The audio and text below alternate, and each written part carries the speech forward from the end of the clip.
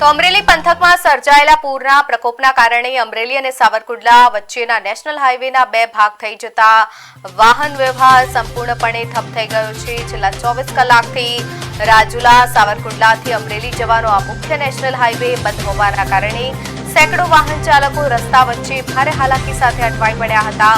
Highway ધોવાઈ ગયાના 24 કલાક બાદ આખરે નેશનલ હાઈવે ઓથોરિટીની ઊંઘ ઉડી છે અને તંત્ર દ્વારા યુદ્ધના ધોરણે રસ્તો ચાલુ કરવા માટેની કામગીરી હાથ ધરાઈ છે।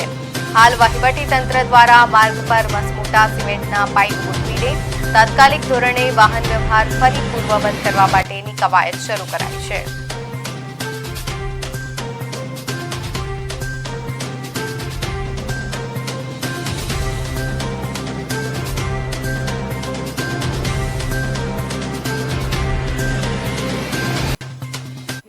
અત્યારે હાલમાં પાણી ભરેલું હતું, પાણી ઓછું થયું એટલે એક સાઈડનો રસ્તો ચાલુ કરી દીધો છે હાલમાં 4 વ્હીલ માટે, અને બીજી સાઈડનું જે હાલમાં કામ ચાલુ છે જે આઈ થિંક તો 1 થી 1.5 કલાકની અંદર પતી જશે, એટલે તમામ માટે ચાલુ કર્યું। અત્યારે બીજો કોઈ નેશનલ હાઈવે નથી, એટલે એક આ જગ્યા છે કે જ્યાં આગળ બંધ છે, એ પણ 1.5 કલાકમાં ચાલુ થઈ જશે રોડ સંપૂર્ણ રીતે તમામ વાહનો માટે।